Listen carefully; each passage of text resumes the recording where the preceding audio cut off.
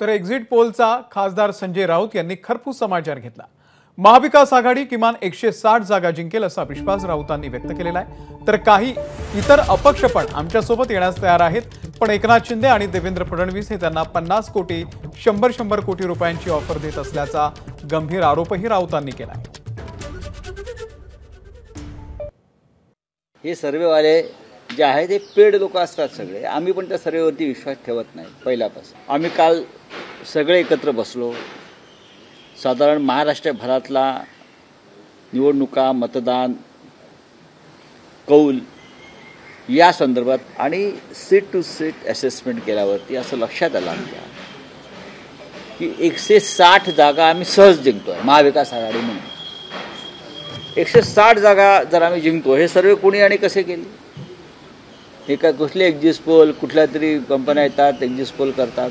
आमचा विश्वास नाही। आम्ही 26 तारखेला सरकार बनवतो आहे।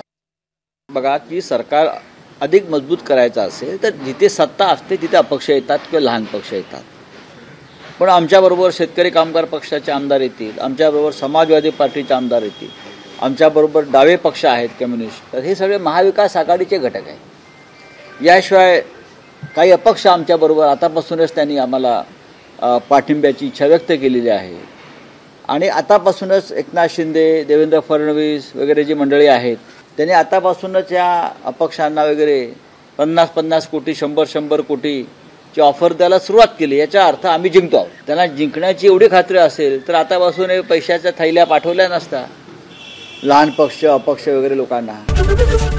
एबीपी माझा, उघडा डोळे बघा नीट।